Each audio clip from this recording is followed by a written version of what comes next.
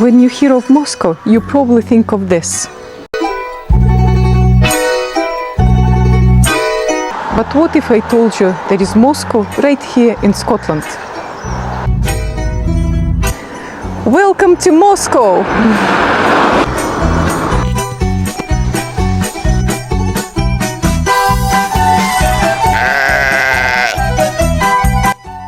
Let's go check it out. Moscow in Scotland is home just for a handful of people. And a few sheep. There is no onion domes of St. Basil Cathedral, no Kremlin.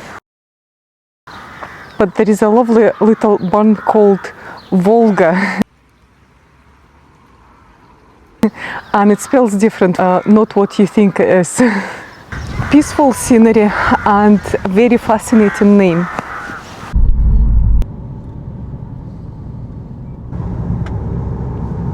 This is Moscow in Scotland, a tiny wee hamlet in East Ayrshire.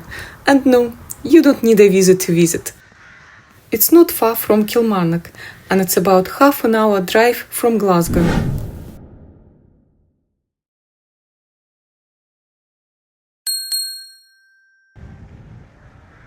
So why is this tiny Scottish village called Moscow? Some say the name appeared around 1812 during Napoleon's invasion of Russia.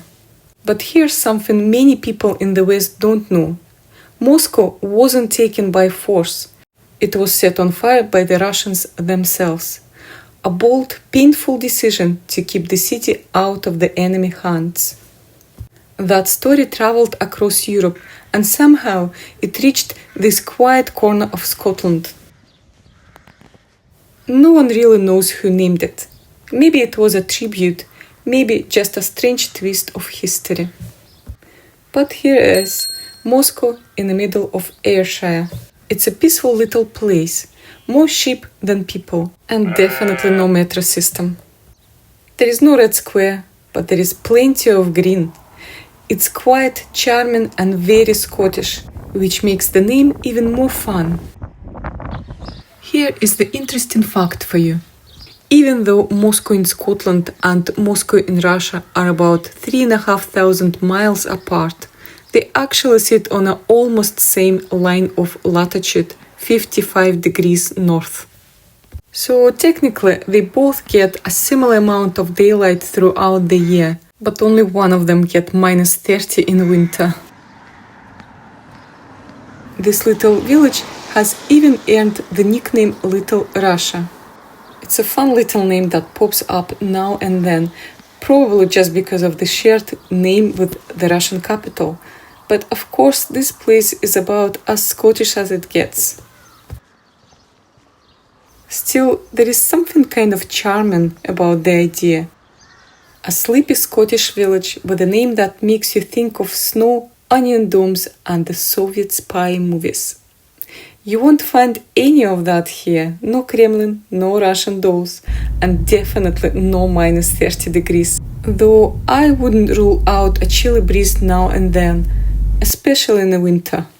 Whenever the nickname Little Russia is serious or just a bit of local humor, it gives this tiny place a quirky little identity that makes it stand out.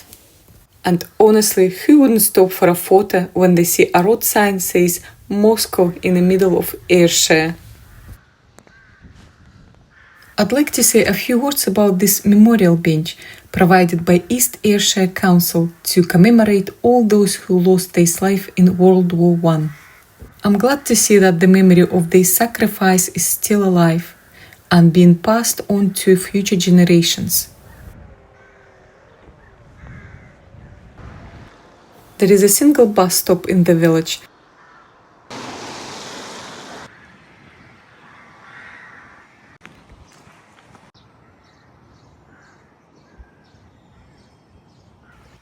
As I mentioned earlier, there is a little stream called the Vulga. It's a small peaceful burn that flows through the hamlet of Moscow. The Vulga burn rises on the edge of a plantation forest, southwest of the Cameron's Moss, and continues for about 4 miles, roughly 6.5 kilometers, before joining the River Irvine, Steven, one of the local residents, kindly showed me the Volga pond that runs behind his house. So in the summer, it's basically like a wee creek. The river's quite low, but come the winter with the runoff from the farms and the wind farm, it comes way up here, and it's like a big flowing river that goes into a cool old tunnel just up behind the road and then down into some lime quarries, and then it goes all the way into the River Irvine. So that's pretty cool. And now let's talk about the real Volga, not the wee Scottish stream, but the Grand Russian River. The Volga is the longest river in Europe, stretching over 2,200 miles, from the Valdai Hills northwest of Moscow all the way to the Caspian Sea. It flows through some of Russia's most iconic cities: Tver, Yaroslavl, Nizhny Novgorod, Kazan, and Volgograd. Volgograd holds a special place in my heart, even though I never actually been there. As some of you may know, it once called Stalingrad. The Battle of Stalingrad was a turning point in what we in Russia call the Great Patriotic War, known in the West as World War II. My grandmother was only 17 when she joined the Soviet army. She went to the front line first to Kharkov and later to Stalingrad. But that's the story for another time. For now, just know that the Volga River isn't just a body of water. It's deeply moving into a soul and history of Russia. It's a symbol of endurance, memory, and pride. The Volga River appears in poems, songs, paintings, and folk stories. Many call it Mother Volga. It's massive, navigable, industrial, and deeply historical. Compare that to the peaceful little Volga barn in Scotland. And well, let's just say they share a name, but not quite the same personality.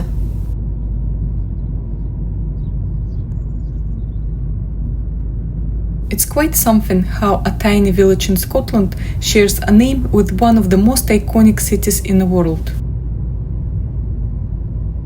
Moscow here may not have the Kremlin or the mighty Volga River, but it does have its own charm, rolling hills and a name that sparks curiosity.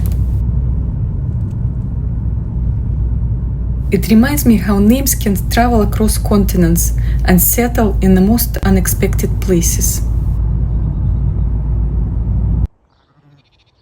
Thanks for joining me on this little journey. If you enjoyed this video, feel free to like, comment or subscribe. See you next time, somewhere equally surprising.